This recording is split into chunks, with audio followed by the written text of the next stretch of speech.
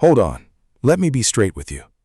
When you buy SpaceX on June 12th, you are buying a completely different company than you think. Not a rocket company, not an internet company. SpaceX is quietly pivoting to become an orbital data center company. And that is the real story behind the $1.75 trillion valuation. The number Wall Street is throwing around, but barely anyone is explaining honestly. Today, in one full hour, I'm walking you through every verified fact, every primary source, every number. This is a documentary analysis, not a recommendation, just the truth, with receipts. Let me start with one number, $1.75 trillion. That's SpaceX's target IPO valuation. For perspective, Walmart, the world's largest retailer, trades at almost the same level. But here's the catch. SpaceX's 2025 revenue was $18.7 billion. That puts the price-to-sales ratio at 94 times. The average U.S. telecom stock trades at 3 times. Highway infrastructure, 5 times. Even high-growth tech, only 12 times. Something is profoundly off. The market is pricing in something that isn't on today's income statement, and we're going to find out exactly what that is. On May 20th, SpaceX filed its S-1 with the SEC. For the first time in 24 years, segment-level revenue was disclosed.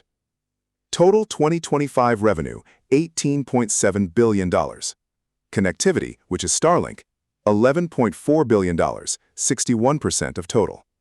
Space, the rocket launch business, $4.09 billion, 22%. And then a third segment, AI, $3.2 billion, 17%. AI segment? Yes, you heard right.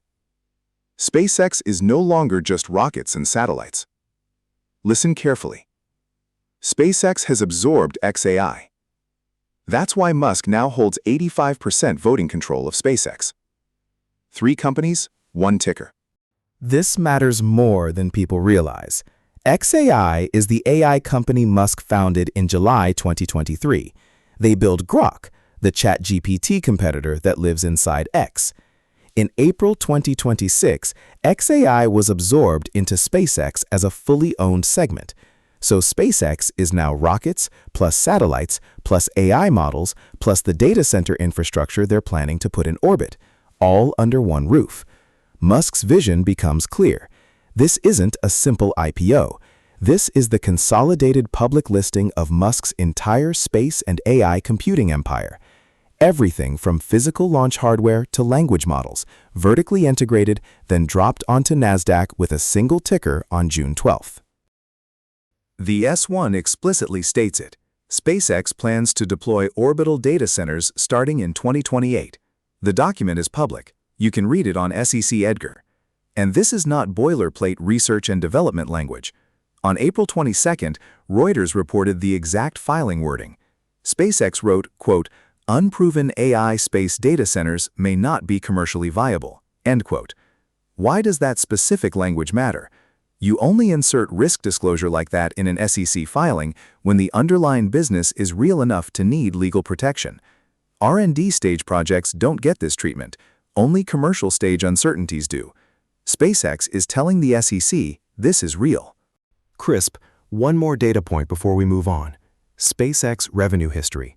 2020, under $2 billion. 2022, $4.6 billion. 2024, $13.1 billion. 2025, $18.7 billion. That's roughly a 10x increase in 5 years. Growth rate matters. At this trajectory, projections suggest SpaceX could hit $40 billion revenue by 2028, the year orbital data centers begin commercial operation. If you apply a 30x sales multiple, that's $1.2 trillion. Add orbital data center revenue, and the math gets to $1.75 trillion. The valuation isn't crazy if the growth holds. It's only crazy if growth stalls. That's the actual question. Take it back to early 2002. Elon Musk just sold PayPal to eBay for $1.5 billion. His personal cut after taxes, $180 million. A 31-year-old who suddenly became wealthy in a way that doesn't require him to work another day. Most people in that position would take a vacation, buy a yacht, start a vineyard. Musk did something genuinely strange. He launched Mars Oasis, a project to send a tiny greenhouse with a plant to the surface of Mars, just to inspire public interest in space. He flew to Russia 3 times to buy decommissioned ICBM missiles. That deal fell apart, so he founded SpaceX instead, with the goal of making rockets 10 times cheaper. Most people thought he was insane. Between 2006 and 2008, SpaceX attempted 3 launches of its Falcon 1 rocket. All 3 failed. Failure 1, fuel leak. Failure 2, sloshing fuel disrupted stage separation. Failure 3, a residual thrust on the first stage caused it to collide with the second stage seconds after separation. By summer 2008, SpaceX was effectively bankrupt. Musk had poured nearly his entire $180 million PayPal payout in. Tesla, his other company, was also nearly bankrupt that same year. In interviews later, Musk admitted he had to choose between funding SpaceX or Tesla. He split his remaining cash between the two. Both were 1 bad week away from dying. September 28, 2008, the 4th Falcon 1 attempt succeeded. That single successful launch saved everything. Crisp. 3 months after the 4th Falcon success, on December 23, 2008, NASA awarded SpaceX a $1.6 billion commercial cargo contract. 12 flights to the International Space Station. This was the formal recognition that a private company could safely deliver cargo to orbit. Musk reportedly cried when he heard the news. He told Bloomberg in 2012, quote, "That contract was the difference between the company surviving and not surviving," end quote. Think about that. The trajectory we're discussing, the $1.75 trillion IPO, the orbital data centers, the absorption of XAI, none of it happens if NASA had picked a different contractor in December 2008. The history of modern space commercialization comes down to one bureaucratic decision. 2010, SpaceX launches Falcon 9 for the first time, a larger, more capable rocket. But the real breakthrough came in December 2015. Falcon 9 booster lands vertically on a launch pad after delivering payload to orbit. The first time anyone anywhere had recovered an Orbital-class rocket booster intact. In 2017, that same booster was reflown. Cost economics changed forever. A new Falcon 9 booster cost about $40 million to build. Refurbishing a flown one is a fraction of that. SpaceX now flies the same boosters 15 to 20 times. Per launch cost dropped from $200 million in the space shuttle era to under $50 million. This cost advantage is what makes Starlink, then Suncatcher, then orbital data centers economically possible. Cheap launch is the foundation. January 2015. Google and Fidelity jointly announced a $1 billion investment in SpaceX. Valuation at the time? $12 billion. This was the first time SpaceX entered the private market megacap conversation. And here's the detail that matters today. The explicit rationale for Google's investment in the press release, quote, supporting satellite internet businesses like the project that would become Starlink, end quote. So Google saw satellite communication potential a decade ago, before Starlink launched a single beta. That long-standing strategic relationship is exactly the foundation of today's Project Suncatcher discussions. When you see Google and SpaceX in talks in May 2026, it's not new. It's the continuation of a partnership that started 11 years earlier. 2017, a U.S. asset manager called Baron Capital takes a $1.3 billion stake in SpaceX, run by veteran investor Ron Baron and his son Michael Baron. Their flagship Baron Partners Fund makes SpaceX a major top holding. At the time, SpaceX was valued around $21 billion. Today, $1.75 trillion target. That's roughly 83x in 9 years. Baron's position is now worth approximately $5 billion, a net gain of around $3.7 billion, roughly 4x cash return for the firm. Why did Baron bet so heavily so early? Simple thesis. Quote, Musk builds the future, end quote, Ron Baron said in his 2024 letter. That fund, BPTRX, will reappear in our top 5 picks today. It's the cleanest, publicly accessible vehicle for SpaceX exposure. May 2019. First Starlink satellites launched. October 2020. Beta service begins. 2021. Commercial launch in select U.S. markets. Subscriber growth has been one of the fastest in telecom history. 4 million subscribers by end of 2024, 7 million by end of 2025, 10.3 million by March 2026. Revenue per user, the ARPU metric, $99 per month in 2023, $66 per month by Q1 2026. So ARPU is declining as Starlink expands into developing markets and rural areas. But total subscribers grew faster than ARPU fell. Net revenue keeps compounding. That's why Starlink is now 61% of SpaceX revenue. It's the cash machine that funds everything else: the rockets, the launches, the AI development, and ultimately, the orbital data centers. Crisp. May 12, 2026. Every major financial outlet ran the same story on the same day. WSJ, Reuters, TechCrunch, Forbes, Engadget, Bloomberg, Yahoo Finance, CNBC. The headline was uniform: Google and SpaceX in talks for Project Suncatcher orbital data centers. This wasn't loose speculation or unnamed sources. By May 18th, follow-up reporting clarified these were formal, advanced negotiations with executive-level meetings already occurring. And a May 13th trading key analysis put it directly, quote, "Project Suncatcher is the core justification for SpaceX's $2 trillion valuation target," end quote. That sentence is the cleanest summary of what's actually happening at the SpaceX IPO. It's not about rockets, it's about who hosts the AI economy of the 2030s. The technical specifications, all verified from primary source reporting. Suncatcher is planned as a constellation of 81 satellites, precisely formed within a 1-kilometer span. Each satellite carries Google's Trillium Generation Tensor Processing Unit, the same AI training chip that runs Gemini Pro and Vertex AI in Google's terrestrial data centers.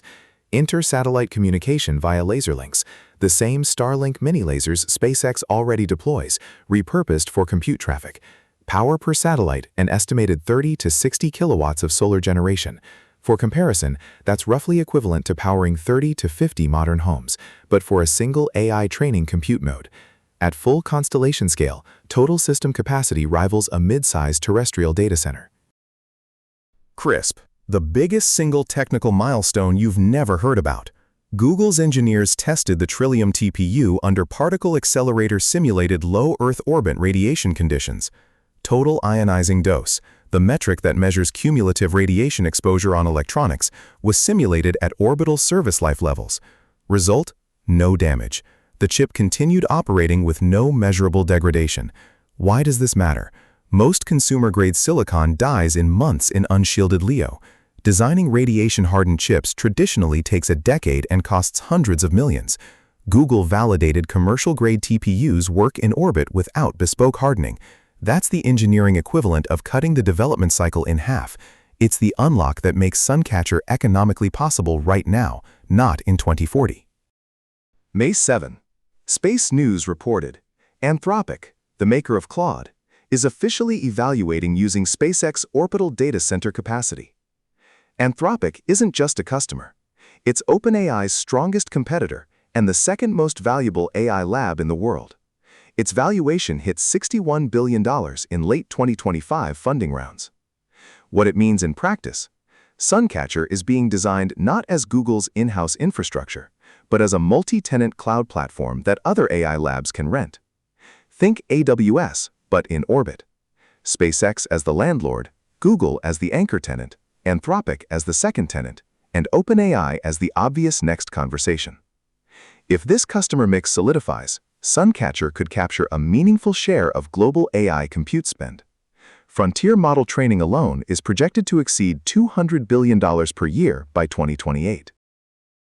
This may be the most important practical fact in the entire video. Who is actually launching the first 2 Suncatcher prototypes? The answer: Planet Labs, ticker PL, NYSE listed, a U.S. public company that you can buy in your brokerage account tomorrow morning. Data Center Dynamics reported the contract on May 13th. Google explicitly stated, quote, "a learning mission with Planet Labs to launch 2 prototypes by early 2027, end quote. That makes Planet Labs the only publicly traded U.S. company with a confirmed contractual role in Suncatcher's deployment. When Suncatcher launches in 2027, Planet Labs' revenue line shows it. When the constellation scales to 81 satellites, Planet Labs' contract pipeline grows with it. This is a clean execution play, not speculation. Let me walk through Suncatcher economics roughly. Each satellite hosts approximately 100 TPU equivalents. 81 satellites equals roughly 8,000 TPU cluster capacity. For reference, Google's largest terrestrial TPU pod has about 4,000 chips, so Suncatcher at full deployment is roughly twice the largest single TPU cluster on Earth. Rental pricing for terrestrial TPU pods runs about $2 to $4 per chip hour. At 8,000 chips and 90% utilization, that's roughly $145 million to $290 million in annual rental revenue. Launch cost per satellite using Starship projected at $10 million. Total deployment cost around $800 million. Suncatcher could pay back deployment in 3 to 5 years and then generate pure margin for the remaining satellite lifespan. Crisp. Pulling it all together. First 2 Suncatcher prototypes launch early 2027. Initial validation phase runs 6 to 12 months. Assuming success, the constellation scales to 81 satellites by end of 2028. Commercial multi-tenant operation begins in 2028. By 2030, projections suggest Suncatcher could be generating $500 million to $1 billion in annual revenue, depending on customer mix and pricing. If Anthropic and OpenAI join Google, that number jumps. If only Google anchors, it's slower but still material. Either way, by 2028 to 2030, orbital data center revenue starts showing up in SpaceX's income statement as a new segment. That's when the $1.75 trillion valuation starts being measured against actual cash flow. But Musk isn't stopping at 81. May 31 statement, he floated a vision of, quote, 1 million AI satellites, end quote. At first, that number sounds insane, but put it in context. SpaceX already operates roughly 8,000 Starlink satellites in 2026. The FCC has approved 12,000 with applications for 30,000 more. At a million satellite scale, you're not building a data center, you're building a planetary-scale distributed compute network. Forbes immediately raised orbital collision concerns. Kessler syndrome, the cascading debris scenario, becomes statistically meaningful at those densities. Astronomers warned star observation could become functionally impossible. But from a valuation standpoint, this is the real driver. The fact that the vision is this end-to-end, this massive, that's the psychological foundation of $1.75 trillion. The regulatory side is where this gets complicated. FCC approval is required for any U.S. satellite operation. SpaceX has approval for 8,000 Starlink satellites and applications for more. For Suncatcher specifically, the regulatory question is unique. Data centers in space mean compute services across national borders. Who taxes them? Whose laws apply? The Outer Space Treaty of 1967 governs space activity broadly, but doesn't address commercial compute infrastructure. New regulatory frameworks will need to emerge. Astronomy lobby groups, including the International Astronomical Union, are publicly opposing the million-satellite vision. The IAU calls it, quote, a potential irreversible degradation of optical astronomy, end quote. FCC approval, international regulation, environmental review, all are real hurdles. None is insurmountable. All take time. Let me make the ground side problem concrete. May 2026 Industry Report. Building a 100-megawatt water-cooled data center in Tokyo, New York, or Frankfurt takes 18 to 24 months minimum. That's just the construction. Add 6 to 12 months for land acquisition. Add 12 to 24 months for power supply approval. Add an environmental review timeline of 6 to 36 months, depending on jurisdiction. Total realistic timeline from go decision to operational, 3 to 6 years for a major facility. AI demand doesn't wait 5 years. Frontier model training is on a 12 to 18-month cycle. By the time a new terrestrial DC opens, the chip generation has already turned over twice. The economic gap between supply timeline and demand timeline is exactly why orbital infrastructure is becoming inevitable. The bigger problem is power. Modern AI training consumes enormous electricity. A single NVIDIA H100 GPU pulls about 700 watts under load. An 8-GPU server, 5.6 kilowatts. A 4,000 GPU pod, 2.8 megawatts. Major AI labs operate clusters with 30,000 to 100,000 GPUs. Power draw, 20 to 70 megawatts per cluster. That's the electricity of a small city. U.S. data center power demand is projected to double from 2023 to 2030, from about 17 gigawatts to 35 gigawatts. The total U.S. power grid generates 1,100 gigawatts, so data centers alone could consume 3% of total U.S. electricity. State by state, capacity is already exhausted. New transmission lines take a decade. Orbital removes the grid bottleneck entirely. That's not a nice-to-have, it's structurally necessary. Crisp. Now the Orbital case. Reason number 1, 24-hour solar generation. Solar panel efficiency at sea level is about 22% due to atmospheric scatter. In low Earth orbit, it's roughly 30 to 35%. The same panel produces about 50% more power in orbit. Plus, satellites in well-designed orbits pass through Earth's shadow only briefly, sometimes less than 30 minutes per 90-minute orbit. Effective uptime, 80 to 95%, compared to terrestrial solar at 25% uptime. So orbital solar generates roughly 8 times more energy per square meter of panel than terrestrial solar. That single factor, 8x energy density, is the economic foundation that makes orbital DC viable. Without it, the math doesn't work. With it, the math becomes obvious. Crisp. Reason number 2, cooling. This is the killer feature. In terrestrial data centers, cooling consumes 30 to 40% of total power draw. Pumps, chillers, evaporative towers, the whole infrastructure. In space, you cool through radiation. The vacuum is your heat sink. Aluminum radiator panels dissipate heat into the 2.7 Kelvin background of deep space. No pumps, no water, no moving parts. Power usage effectiveness, the standard data center efficiency metric, on Earth ranges from 1.4 to 1.7. Orbital DC theoretical PUE, roughly 1.05 to 1.15. That's a 30 to 40% power efficiency gain. Combined with 8 times solar energy density, you get a structural cost advantage that no terrestrial operator can match. The economics genuinely change in orbit. Now, the downsides. Reason most often cited, latency. Light takes about 1.3 milliseconds to reach LEO from the ground. Round trip, 2.6 milliseconds minimum. Add processing and routing, maybe 5 to 10 milliseconds total. For real-time gaming, financial trading, robotics control, that's prohibitive. Trading firms pay millions to shave microseconds. But for AI training, latency is irrelevant. Training a foundation model takes weeks or months. A few extra milliseconds per gradient step doesn't matter. For AI inference, latency matters more, but for batch inference and long context queries, the gap is negligible. The use cases that suit orbital DC are exactly the use cases driving 2026's compute demand: AI training and AI batch inference. The latency problem is a non-issue for the workloads that matter. Reason 2 against orbital: no repairs. A satellite that fails in orbit stays broken. You can't send a technician.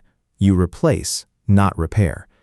Terrestrial data centers have dedicated repair teams. A failed server is swapped in minutes. Mean time between failures, mean time to repair are calculable, manageable metrics. Orbital DC engineers round this through redundancy. Each satellite is independent. If one fails, the constellation routes around it. Lose 5% of capacity but keep running. But the cost of redundancy is real. You build more satellites than you need. You over-provision. At the constellation scale of 81 to 1,000 satellites, this is manageable. At 10 satellite scale, it would be a death knell. Suncatcher is sized specifically to absorb random failures. That's a deliberate engineering choice. Crisp. Reason 3. Astronomy. This is the most serious external opposition. At the current Starlink scale of 8,000 satellites, professional optical astronomy already experiences measurable interference, streaks across long exposure images, bright reflections that saturate sensors. At the million-satellite scale Musk floated, ground-based astronomy as we know it becomes economically unviable. The Vera Rubin Observatory, a $700 million next-generation telescope, would lose roughly 30 to 40% of its science yield. The International Astronomical Union has formally opposed mega-constellations. The American Astronomical Society echoes that position. This isn't symbolic opposition. The astronomy community lobbies the FCC, the State Department, the UN. It's a credible regulatory headwind that Musk will need to negotiate. The science community has political capital. They will use it. Worth referencing a precedent: Microsoft's Project Natick. From 2018 to 2020, Microsoft deployed an underwater data center off the Scottish coast. 864 servers in a sealed cylinder. Results? Server failure rate was 1/8 of comparable terrestrial DCs. The seawater cooling worked.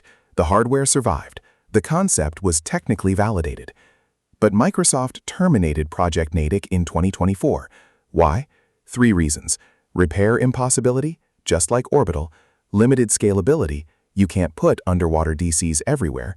And critically, commercial viability remained unproven at scale. Yahoo Finance April 1 analysis. Quote, SpaceX Orbital DC could face the same hurdles as Microsoft underwater DC, end quote. Technical feasibility and business viability are separate questions. Suncatcher must prove both. So far, only the first.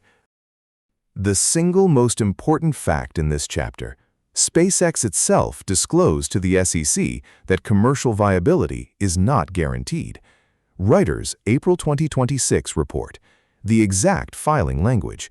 Quote, unproven AI space data centers may not be commercially viable. End quote. Why does this matter? Risk disclosures in SEC filings are legal protection, but you only include them when the business is real enough to need that protection. R&D stage projects don't get this language. Commercial stage uncertainties do. The legal disclosure language tells you SpaceX is treating Orbital DC as a near-term business, not a long-term research project. That alone validates the thesis from the company's own filings. Now, let's look at how Wall Street is selling it and where they're lying. Now, the dangerous part.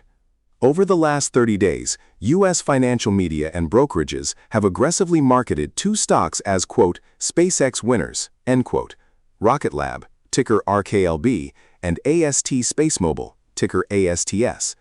It's a lie. Both of these are direct SpaceX competitors. And worse, the 2 most popular, quote, SpaceX ETFs, end quote, in the U.S. market actually hold more of these competitors than they hold of SpaceX itself. Most retail buyers don't realize this.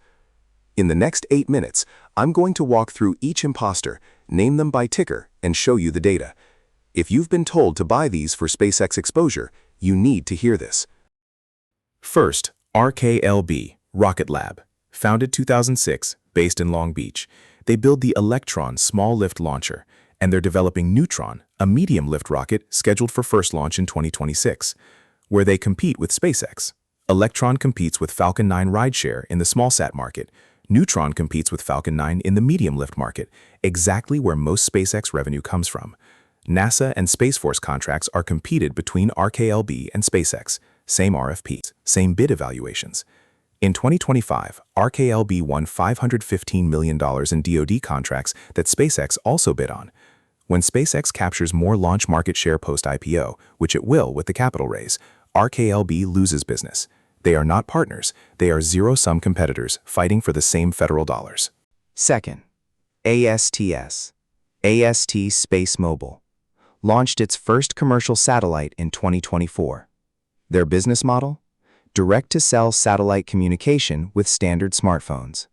Partners include T-Mobile and Verizon, where they compete with SpaceX. Starlink Direct-to-Cell launched the same service in 2024 and 2025. Identical use case, identical customer profile.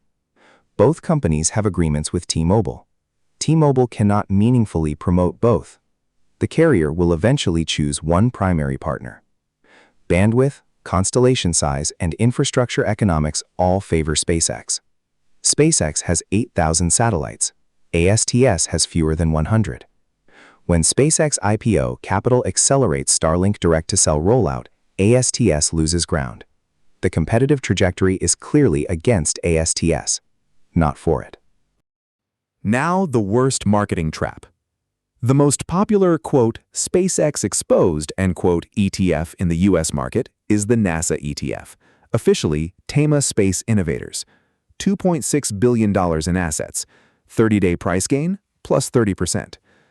Marketed everywhere as, quote, the easiest way to get SpaceX exposure, end quote. But pull the actual top holdings from the primary source, stockanalysis.com. Number 1 largest holding, RKLB at 10.86%. SpaceX SPV exposure, number 2 at 8.66%. So if you buy NASA ETF for SpaceX, you're actually buying more RKLB than SpaceX, plus PL at 6.34% and Firefly Aerospace at 6.28%. This isn't a SpaceX ETF. It's closer to a Rocket Lab ETF with some SpaceX sprinkled in. Read the holdings before you buy. Second trap, DXYZ, the Destiny Tech 100 closed-end fund. The single most popular SpaceX-exposed name U.S. retail bought in May. 30-day gain plus 75%. Trading volume exploded. But here's the actual fund value. NAV per share, net asset value, the true mathematical value of holdings, is $19.97 as of December 31, 2025. Market price closed at $52.50 on May 29, 2026. That's a 2.6 times premium to NAV. You're paying $52.50 for assets worth $19.97.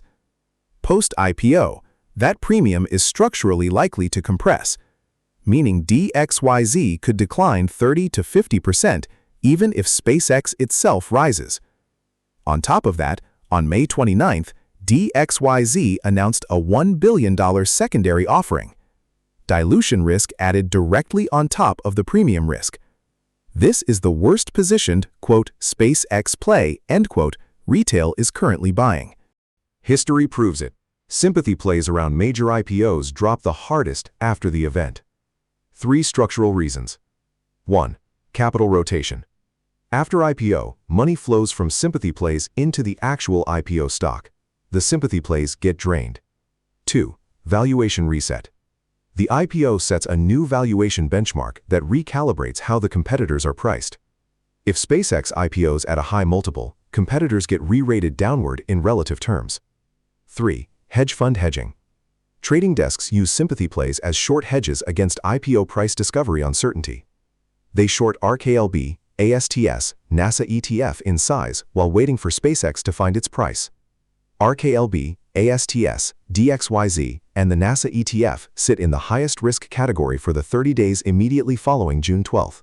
Avoid or hedge accordingly. Now, the 5 names you can actually use to express SpaceX exposure cleanly. 3 US, 2 Korean. Each one has verified relationships, May 29th to June 1 prices, and honest risks.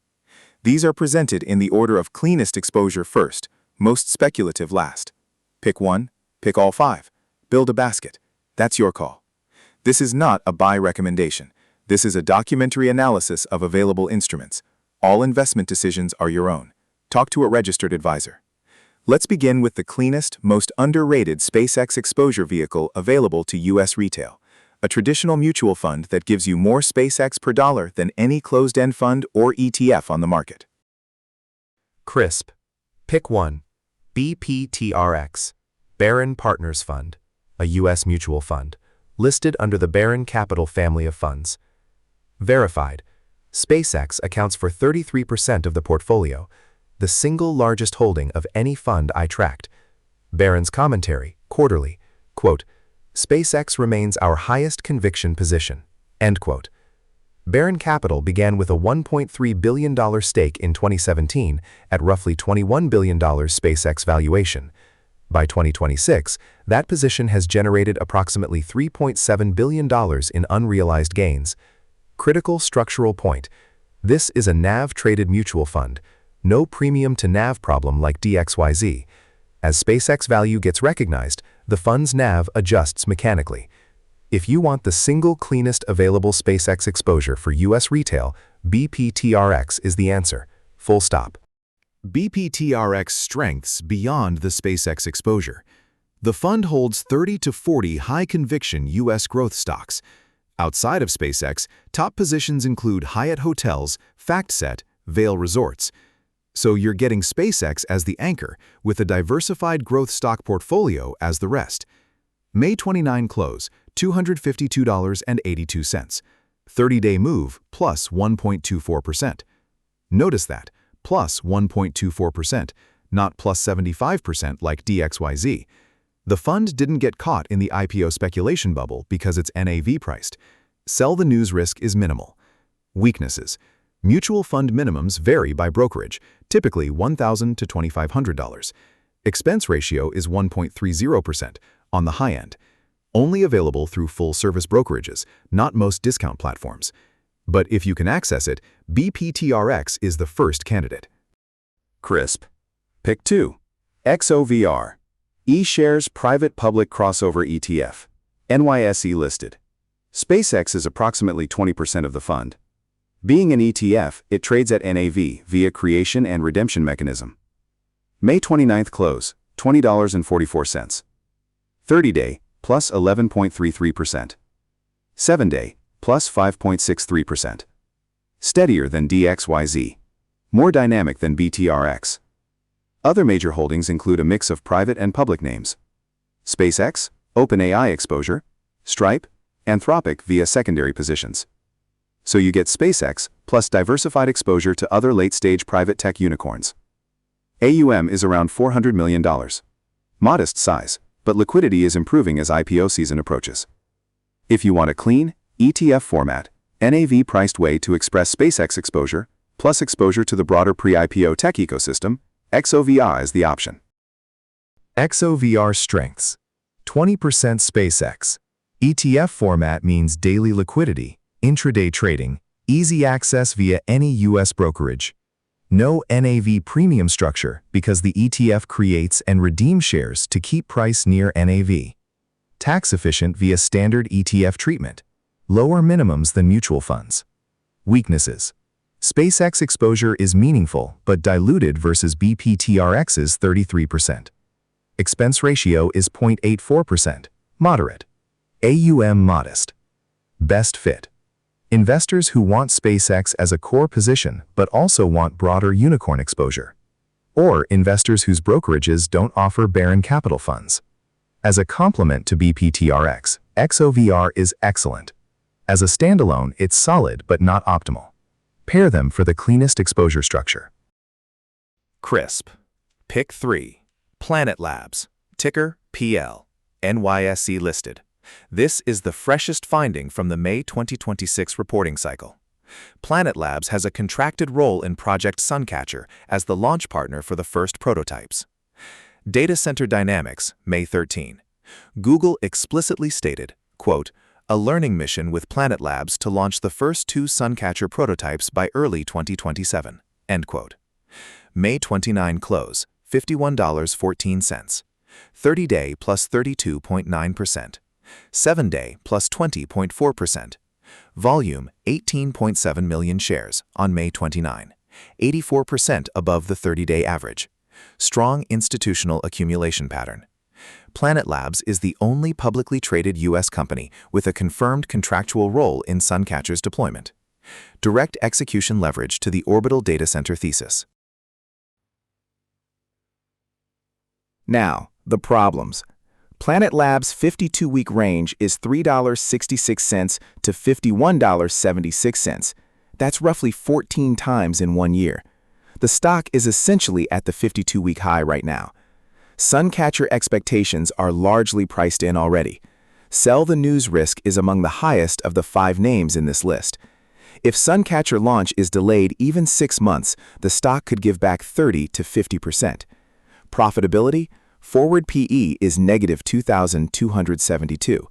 Revenue is growing 15% annually, but operating losses persist. Timing of profitability is unclear. So PL is the highest beta name in this picks list. Higher reward potential if Suncatcher executes, higher loss potential if it slips. Size your position accordingly. Don't make this your only SpaceX exposure. CRISP. Pick 4. OCI Holdings. Korea Kospi listed. Ticker 010060. A polysilicon manufacturer and solar material supplier. Market cap roughly $5 billion at current prices.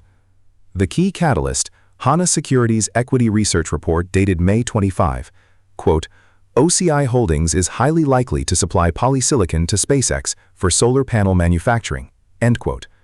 Polysilicon is the core raw material for solar panels, essential for Suncatcher satellites running 24-hour solar generation. Each satellite needs roughly 200 to 400 square meters of solar panels, and that material comes from polysilicon. June 1 close 351,000 Korean won, 7-day plus 25.13%, 30-day plus 48.7%, strong momentum. But the formal supply contract has not yet been publicly announced, so this remains analyst inference, not confirmed news. OCI risks. The biggest issue is contract uncertainty. The Hana Securities report says, quote, highly likely, end quote. That's analyst inference based on industry positioning, not formal disclosure.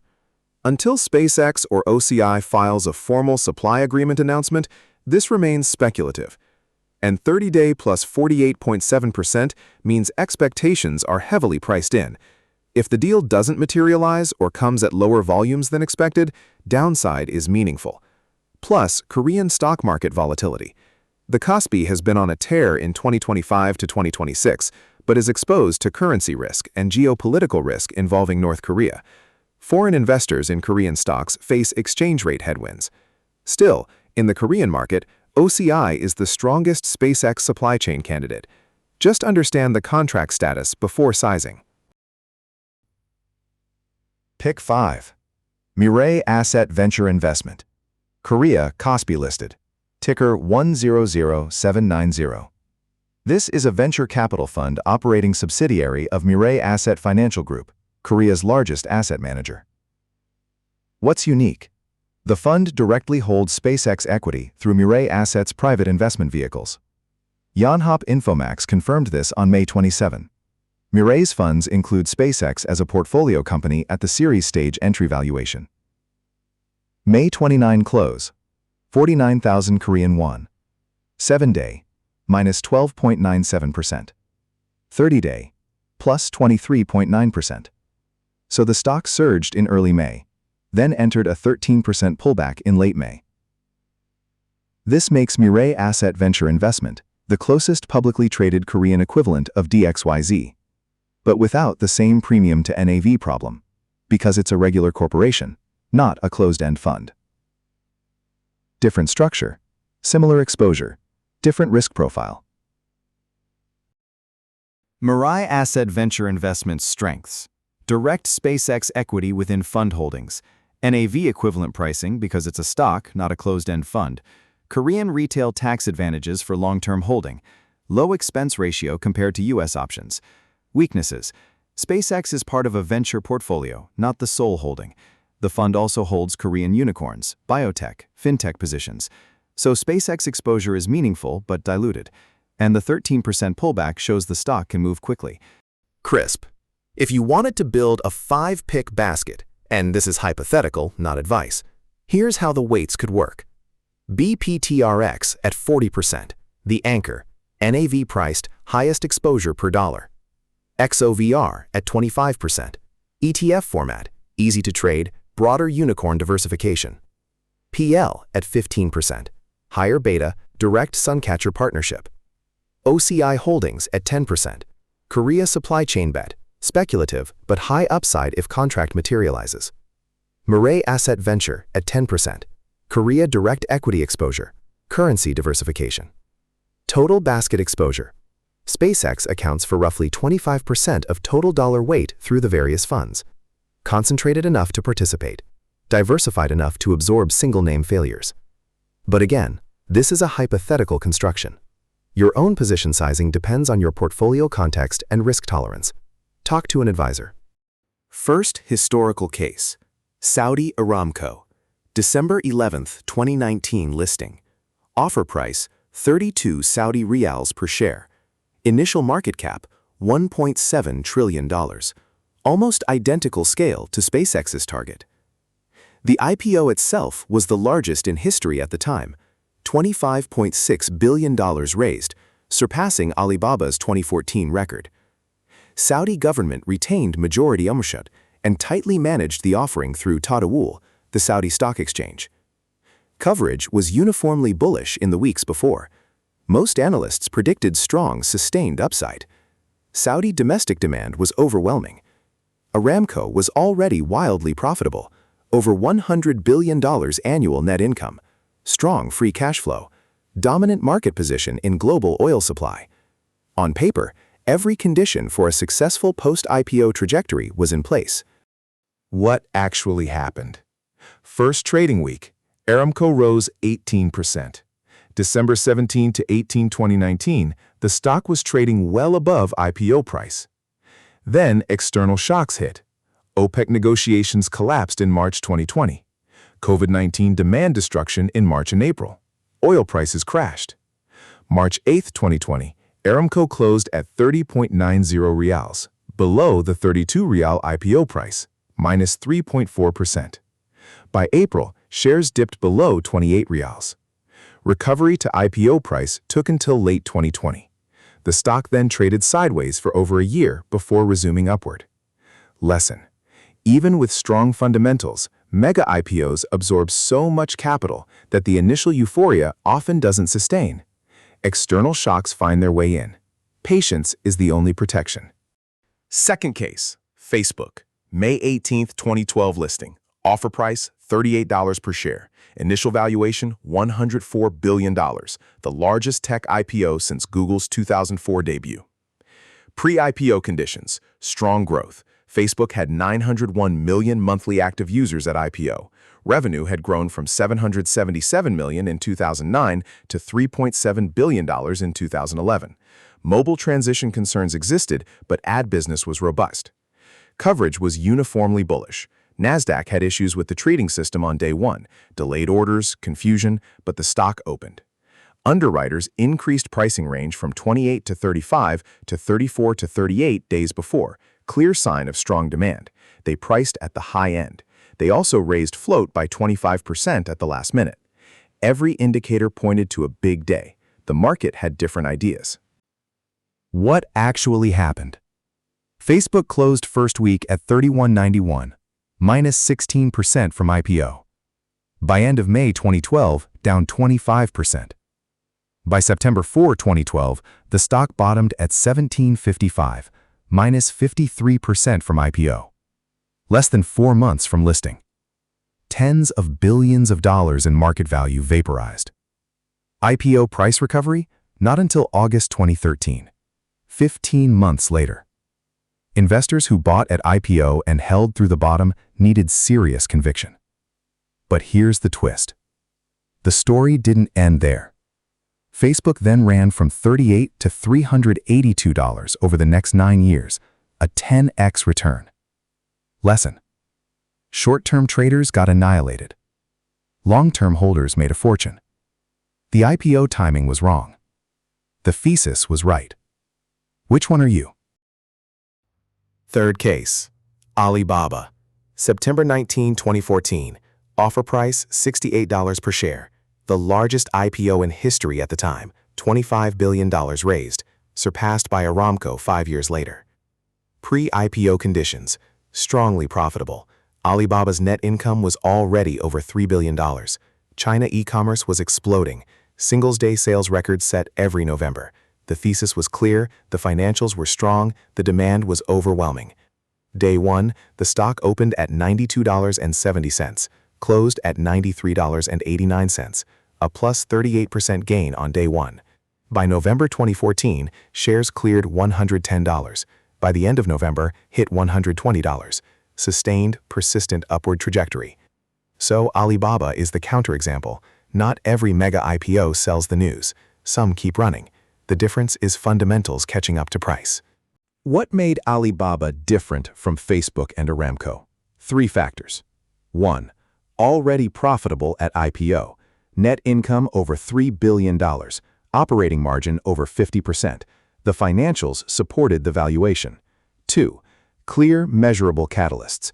China e-commerce growth rate was 30 to 50% annually. The thesis didn't require speculation. It was visible quarterly in revenue. 3. Reasonable valuation at IPO. Price to sales around 18x at offering. Not cheap, but not extreme. Compared to SpaceX at 94x sales, the valuation gap is huge. SpaceX needs the orbital data center thesis to play out to justify the price. Alibaba just needed Chinese consumers to keep shopping online. Different bet, different risk profile. So, which historical pattern is SpaceX most likely to follow? Aramco's mild sell-off and slow recovery? Facebook's catastrophic collapse and 15-month recovery? Or Alibaba's sustained run? Honest answer? SpaceX has more Facebook pattern risk than Alibaba pattern strength. 3 reasons. 1. $1.75 trillion is the largest IPO valuation in history. The capital that must be absorbed is unprecedented. Even strong demand can't fully absorb that scale instantly. 2. Losses. The XAI segment alone lost $2.5 billion in Q1 2026. Aramco and Alibaba were both strongly profitable at IPO. SpaceX isn't. 3. The data center thesis pays off starting 2028. That's 2+ years away. Near-term catalysts are weak. The patient investor wins. The impatient one loses. Long-term thesis stays intact. Short-term volatility is high. What the 3 cases teach. 1. IPO day euphoria is a trap for short-term traders across nearly all mega IPOs. 2. True valuation reveals itself at 90 days to 1 year when fundamentals catch up to price, or fail to. 3. Only currently profitable companies with clear measurable catalysts sustain IPO day gains. SpaceX checks the catalyst box but fails the profitability box. So the most likely scenario is meaningful short-term volatility, possibly significant drawdown, followed by a multi-year upward trend as the orbital data center thesis materializes. Strategic implication: don't size large at IPO, average in over time, hold long-term, diversify across the 5 picks. This is how to participate in the thesis without getting destroyed by the volatility. Now, strategy. 3 time horizons. First, short-term, June 12 momentum trade, the pure speculation play. Concept: enter in the days immediately before IPO. Exit on or within days after. Capture the speculative pop. Avoid the post-listing volatility. Safest expression for this strategy: XOVR. Diversified, ETF format, NAV priced. Liquid enough to enter and exit quickly. Highest risk expression: RKLB, ASTS, or the imposter ETFs. These could go either way fast. If you're a short-term trader, my honest take, XOVR or BPTRX gives you SpaceX exposure with the lowest left-tail risk. Skip the imposters. The asymmetric reward isn't there. Second time horizon. Midterm. Hold from June 2026 through the first Suncatcher launch in early 2027. About 8 to 10 months. 2 specific catalysts to watch during this window. 1. Quarterly earnings. Does the XAI segment loss narrow over time? Is Starlink ARPU stabilizing? Are Starship test launches succeeding? 2. Suncatcher milestones. Formal Google contract announcement, first satellite payload integration, launch date confirmation, payload integration testing. During this period, Planet Labs strengthens materially as Suncatcher revenue begins showing up in their pipeline. If you're betting on the midterm, PL is the strongest single-name pure play. But BPTRX and XOVR will also benefit smoothly through NAV appreciation as the broader thesis builds. Lower volatility, lower beta, more reliable upside. Third time horizon. Long-term. Through 2028 and beyond into commercial orbital data center operation. This is the real thesis, the big bet. What SpaceX becomes if everything works. Space infrastructure monopoly. 8,000 Starlink satellites generating recurring revenue. 81 Suncatcher satellites generating compute revenue. the million-satellite vision delivering compounding economies of scale, all launched on owned Falcon and Starship platforms. Cost advantage becomes structurally overwhelming. Competitor entry becomes prohibitively expensive. Network effects compound. The flywheel runs. For long-term holders, BPTRX and XOVR are the most robust vehicles. NAV priced, diversified, low fees, no premium risk. If you genuinely believe the orbital infrastructure thesis plays out over 5 to 10 years, these are the buy and hold instruments. Set position size, set time horizon. Don't trade. Wait. Position sizing matters more than picks. Same principle as any speculative bet.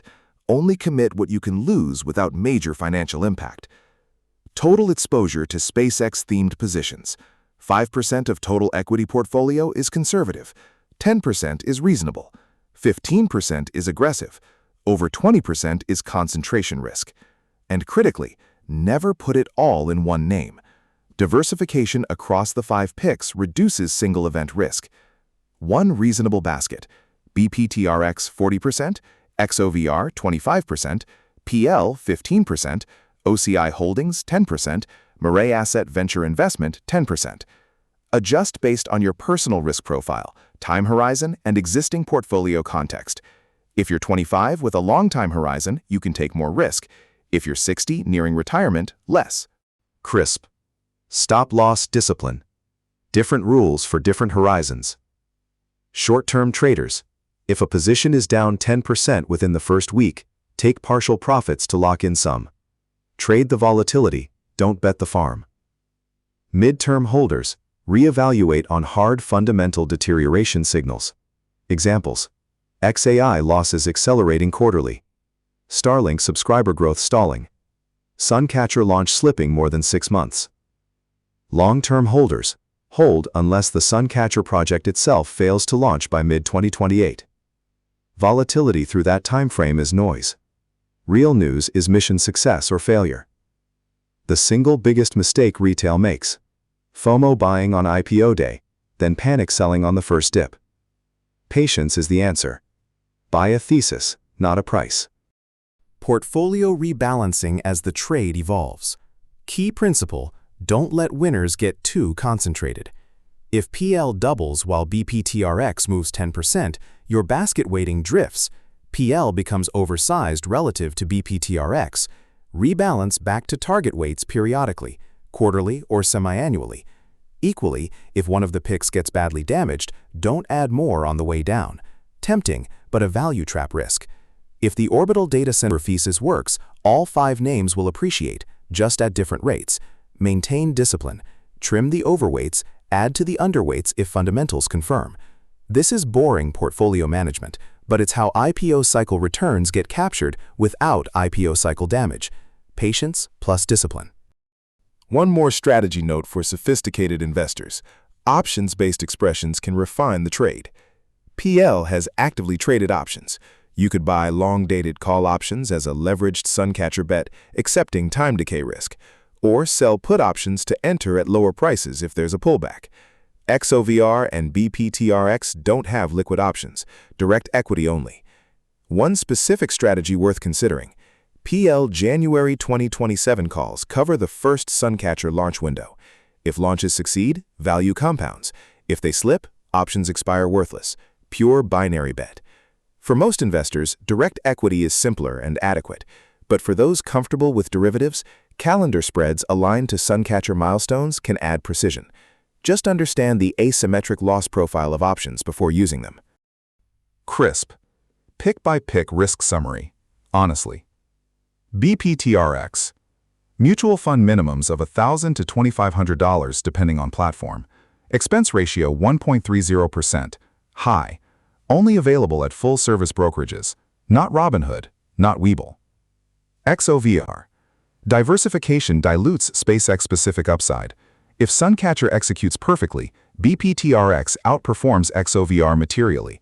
Expense ratio 0.84%. Moderate. AUM relatively modest. PL. At 52-week high, 14x gain in 1 year. Sell the news risk highest of the 5. Profitability timing unclear. Forward PE negative. OCI Holdings. Polysilicon supply contract is analyst inference, not confirmed. Korean stock market volatility. Foreign exchange exposure for U.S. investors. Mirae Asset Venture investment. SpaceX is part of a venture portfolio, not the sole holding. Pullback already underway. Korean market exposure. Crisp macro risks beyond the picks themselves. 1. AI bubble concerns. If broad AI valuations correct in 2026 or 2027, SpaceX's XAI segment gets re-rated. Could trigger a 20 to 40% decline in fund NAV across all picks. 2. Geopolitical tension. U.S.-China relations affect satellite operations broadly. North Korea destabilization affects Korean picks. Russia, Ukraine, Middle East all create general market risk-off cycles that hurt growth stocks. 3. Interest rate environment. If Fed reverses dovish stance, growth stocks suffer. Discount rates rise. Long-duration cash flows get repriced lower. SpaceX's 2028 thesis is highly sensitive to discount rate. 4. Recession risk. Consumer Starlink subscribers get squeezed. AI compute spend slows. Defense budget cuts hit launch contracts. 5. Black swans. SpaceX itself, Starship failure, major Falcon 9 incident, Suncatcher launch failure. Each could move 20 to 50%. Regulatory risks specifically. FCC approval is required for any expanded SpaceX satellite operation. Million satellite vision likely faces significant FCC resistance.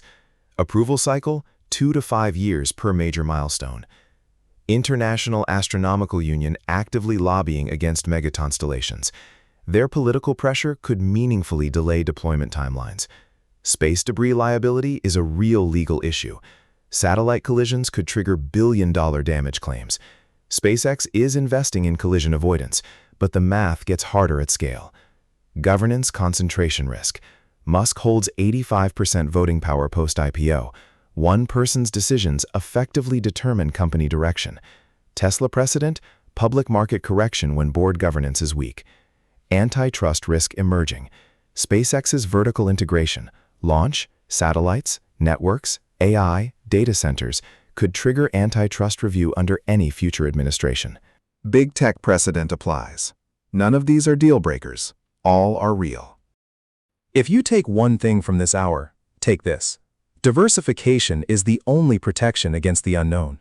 Even with verified primary sources, even with sound business thesis, even with strong picks, the market is uncertain. Macro shocks happen, black swans occur, sentiment shifts unpredictably. No single pick is the answer. No single time horizon is correct. No single risk model captures everything.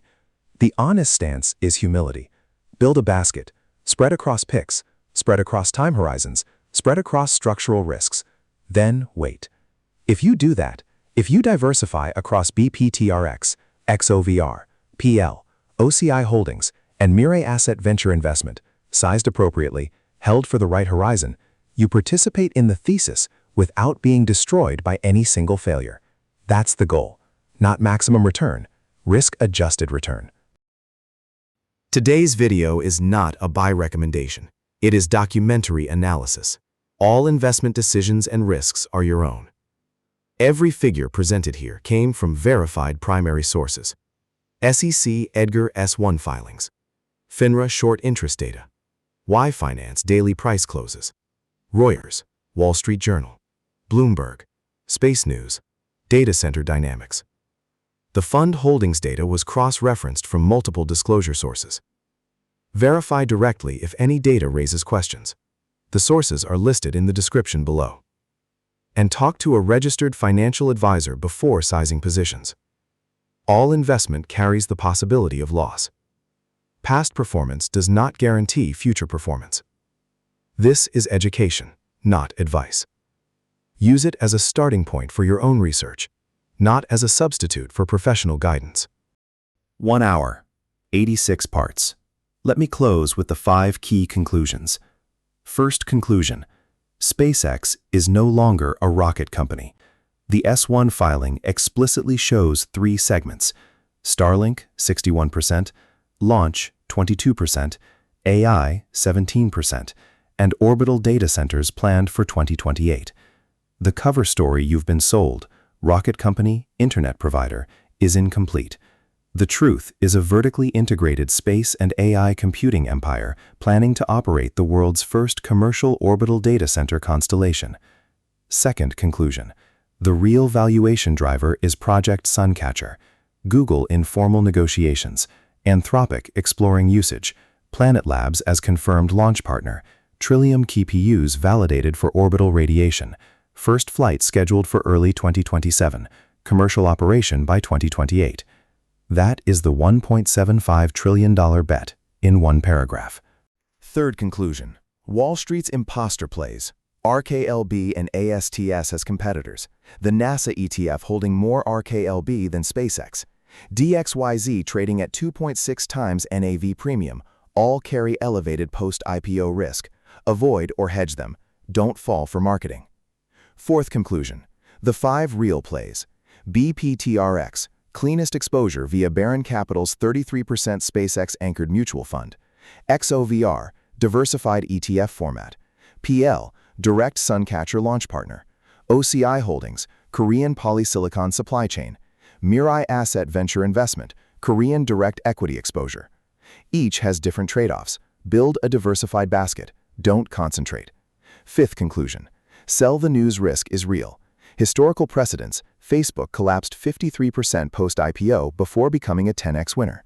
Diversification and patience are the answers, not stock picking. These are the 5 takeaways. Save them, reference them, use them. Today's question for you in the comments. How are you approaching the SpaceX IPO? Short-term, mid-term, or long-term? And which of the 5 picks looks most attractive? BPTRX, XOVR, PL, OCI, or Mirae Asset Venture investment? Drop your answer below. I read every comment personally and reply when I can. Every Sunday morning, 7 a.m. Eastern, this kind of 1-hour documentary analysis publishes, plus weekday morning briefings, 5-minute market overviews delivered before U.S. market open. Subscribe and turn on notifications so you don't miss either.